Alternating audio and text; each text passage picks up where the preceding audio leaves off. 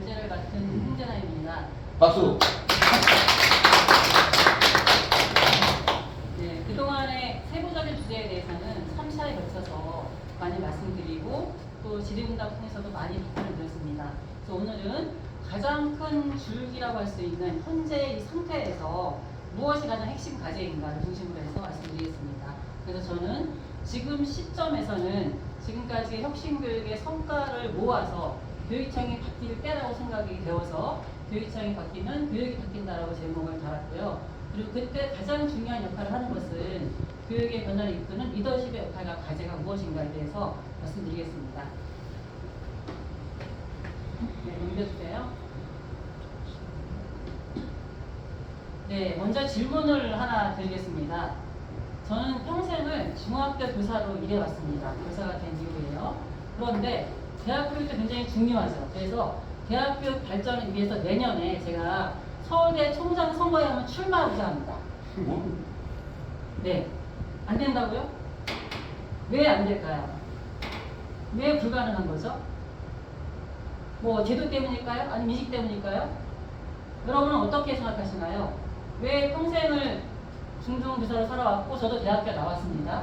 대학도 나왔고 우리 아이도 대학도 보냈고 그런데 왜 저는 서울대 총장에 나갈 수 없는 걸까요? 다음 PPT 넘겨주세요. 저는 역할에 대한 문제라고 생각합니다. 누가 그 일을 가장 잘 할 수 있는가에 대한 문제라고 생각합니다. 이 말 다 아시죠? 우리가 교사로 살아오신 분들은 그리고 요새 유명한 그 오은영 박사의 금쪽이가 뭐 부탁된다 있잖아요. 그거 보면은 부모가 얼마나 중요한지 많이 나오죠. 그 부모가 바뀌면 가정의 아이들이 바뀌고 가정이 바뀝니다. 부모의 역할이 그만큼 중요한 거죠. 또 교장이 바뀌면 학교가 바뀝니다. 저의 책 제목이기도 하고 실제로 교장이 바뀌면 학교는 어떤 식으로 바뀝니다. 그래서 학교 안을 많이 보호할 수 있는 거죠. 부모가 그러듯이. 그리고 대통령이 바뀌면 나라가 바뀝니다. 저희 12월 3일 그 사태로 아주 리얼하게 저희가 지금 아주 체험적으로 알고 있잖아요. 이재명 대통령이 되고 나서 우리나라가 그 전에 비해서 얼마나 많이 다르게 운영되고 있는지 또 전 세계를 아우르고 있는, 주무르고 있는 트럼프가 대통령이 된 후에 미국은 거의 전 세계를 막 영향을 미치니까 트럼프가 된 후에 우리 전 세계가 얼마나 여러 가지 변화가 왔는지를 다 알고 있잖아요. 저는 누가 그 역할을 하냐에 따라서 굉장히 큰 변화가 있을 수 있다고 생각합니다. 그런 측면에서 우리 서울교육은 교육감이 바뀌면 시도교육이 바뀐다고 생각합니다. 네, 그래서 작년에 선거를 통해서 교육감이 되셨죠. 그리고 1년이 지났습니다. 이제 그 1년 동안 무슨 일이 있었을까요? 넘겨주세요. 저는 혁신학교를 15년 동안 흘러왔습니다. 제가 2011년부터 혁신학교를 혁신 준비부터 시작해서 혁신부장, 혁신학교의 교장, 그리고 또 장학관으로 계속해서 연구도 하고 혁신학교 연구자로 지내왔는데요. 생활해 왔는데요. 혁신학교는 위대한 실험입니다. 시작할 때부터 그랬습니다. 혁신학교는 파일럿 스쿨입니다. 혁신학교 자체가 목적이 아니라 이 혁신학교를 통해서 이뤄낸 성과를 어떻게 하면은 교육개혁을 하는 그 씨앗으로 삼을 수 있을 것인가 가지고 출발한 것이거든요. 그래서 혁신학교는 굉장히 많은 성과를 실제 냈습니다. 그래서 지금 시점은 어떤 시점이냐. 혁신학교가 좋다 나쁘다를 떠나서 우리가 그간에 운영했던 혁신학교 15년의 역사를 통해서 무엇을 배울 것인가를 우리가 고민하고 그 배우는 점을 가지고 교육청을 바꾸고 그리고 학교를 바꿀 수 있도록 지원해야 되는 시점이라고 생각합니다. 혁신학교의 성과들을 보면은 그간에 수동적으로 되어 있던 교사, 교직원, 학생, 보호자, 지역사회 모두가 교육의 중심으로 들어왔습니다. 주체가 되었습니다. 그 변화의 동력은 당연히 이것이 기존과 다르게 기존에는 주로 내려먹이식이었죠. 내려먹는 그 시기에서는 본인들이 주체가 되지 못하는 변화가 일어날 수 있습니다. 주체로 설 수 있는 동력, 자발성과 헌신에 의해서 이런 변화들을 이루어냈습니다. 그리고 그간에 학교의 담이 높다고 계속해서 말했던 지역 사회가 혁신교육 지구를 통해서 혁신학교 사업을 통해서 학교 안과 같이 협력하기 시작했습니다. 그런 사례들은 무궁무진 많고 연구 결과 또한 무궁무진 많습니다. 이런 굉장히 많은 성과들을 내고 있는 것이 바로 혁신학교입니다. 이것에서 바로 저희는 배워야 합니다. 네, 다음 넘겨주세요. 그런데 단절되었습니다. 그래서 누구라도 그렇게 말하고 있습니다. 혁신학교는 지금 답보 상태에 있다. 그럼 혁신학교를 폐기해야 되는 걸까요? 그럼 어디서 다시 출발할 수 있을까요? 저는 이것은 단절된 이유를 찾아서 그 단절된 것을 해결할 때 문제는 해결된다고 생각합니다. 혁신학교의 성과는 매우 소중합니다.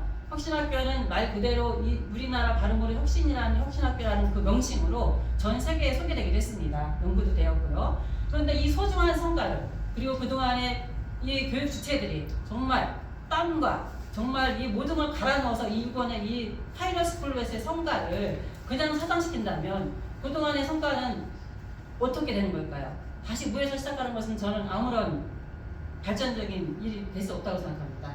그런데 이 단절된 이유를 보면은 저는 가장 큰 이유 중에 하나가 리더의 통찰 부족이라고 생각합니다. 특히나 작년에 새로 교육청이 바뀌었죠. 교육관이 바뀌셨죠. 그런데 저는 혁신학교에 대한 인식을 보고 깜짝 놀랐습니다. 저희 혁신학교 행사가 여러 군데 있잖아요. 그때 뭐라고 표현하시냐면 전혀 이해가 없으십니다. 왜 혁신학교가 시작됐고 혁신학교가 어떤 성과를 냈고 이후의 과제가 무엇인가 전혀 잘 모르십니다. 그래서 나오는 말씀이 혁신학교가 선민의식을 가지고 있다 라는 표현을 하시고 이 얘기는 여러 차례 들었습니다. 또한 혁신학교에 대해서 어떻게 지원할 거냐고 물었을 때 나에게는 제일 과제가 혁신학교가 아니다. 아이들이 지금 너무 힘들어하는데 그것을 지원하는 것이다 라고 말을 이론법적으로 말씀하셨습니다. 이게 어떻게 다른 문제일까요? 혁신학교는 출발한 것 자체가 사실은 그렇게 심각한 우리가 그동안에 나누었던 그런 여러 가지 문제를 해결할 수 있는 그 씨앗을 학교에서부터 주체적으로 나서서 해결할 수 있도록 하고자 만든 것이 바로 혁신학교 정책이었고 정말 온 헌신을 다해서 뼈를 갈아넣는 심정으로 혁신학교를 일구고 왔습니다. 그리고 성과를 냈습니다. 그런데 그것을 그 배경 자체를 이해하지 못하시고 혁신학교는 다른 것입니까? 다른 것을 하겠다 라고 하시는 거죠. 저는 이거를 과거로부터 배우고 과거를 잊지 못하면 그것은 계속 단절이 될 수밖에 없다고 생각합니다. 안목이 굉장히 부족한 거죠. 그로 인해서 나오는 결과는 당연히 정책과 제도가 혁신학교의 그런 안착과 혁신학교의 일반화를 위해서 필요한 것들 그런 정책적인 제도와 정책적인 그런 어떤 그 안착을 위한 여러 가지 그런 정비들이 잘 안 되고 있습니다. 정책 행위자는 실행 의지도 없고 그리고 시스템 또한 달라지지 않습니다. 정책 행위자는 구체적으로 교육청에 있는 분들이겠죠. 이분들을 누가 추동해야 될까요?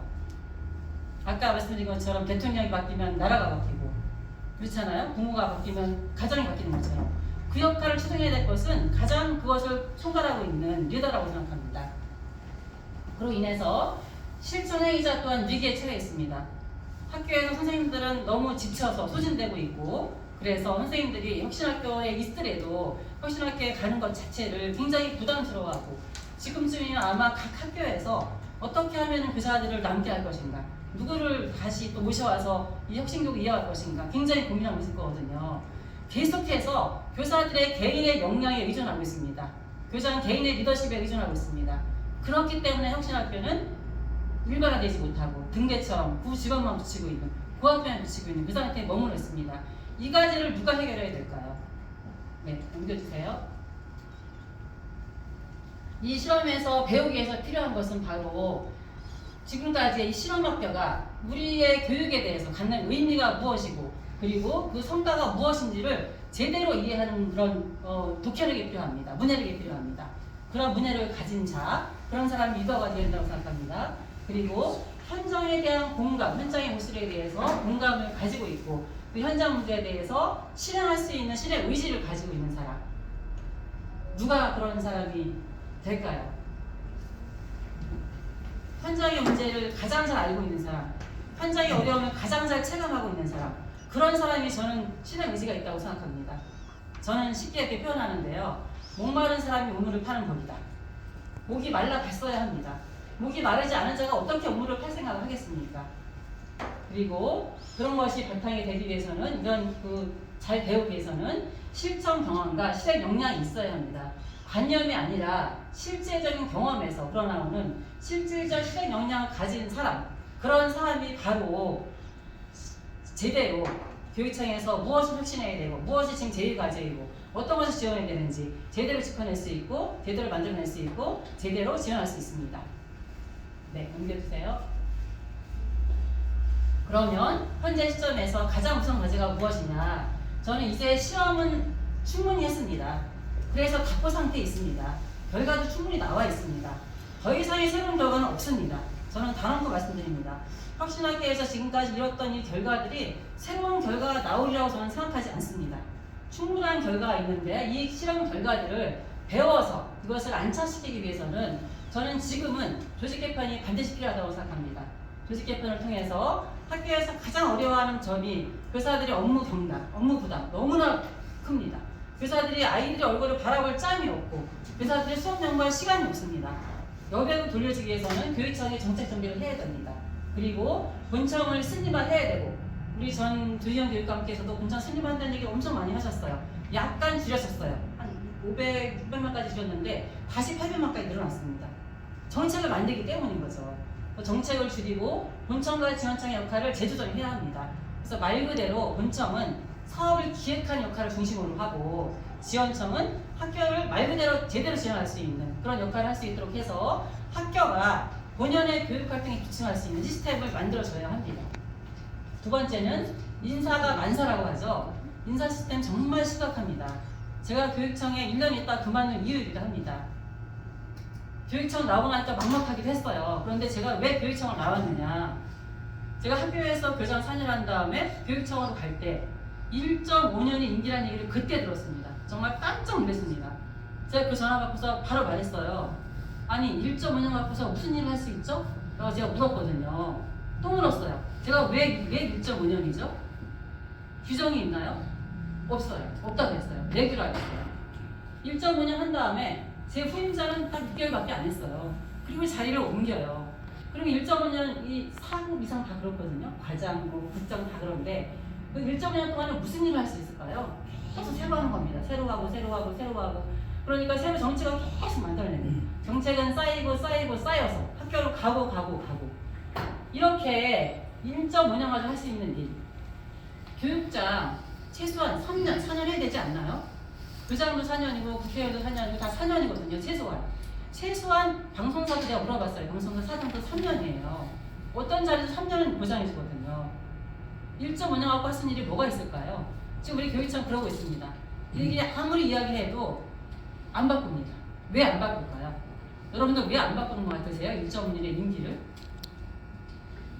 네.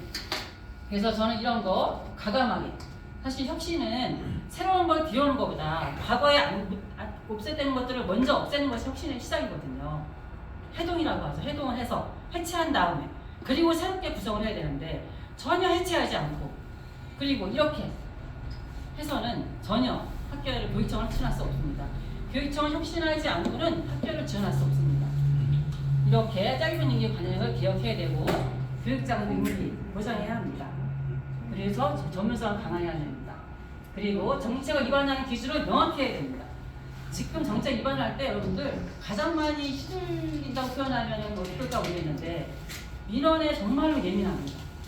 민원 중요하지만 모든 게 제가 볼 때는 거의 정말 극단적으로 말하면 가장 우선순위로 아마 이게 민선이라서 그럴 수도 있지만 어쨌든 학생 배정도 그렇고 특수교육 학교 만드는 것도 그렇고 모든 것이 다 교육적인 원칙보다는 민원에 먼저 움직입니다. 반응합니다.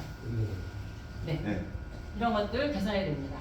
네. 그래서 혁신교육의 성과를 이렇게 해야지만 혁신교육의 성과가 묻히지 않고 일반화와 안착으로 갈 수 있다고 저는 생각합니다. 네, 이상으로 저의 발제를 마치겠습니다.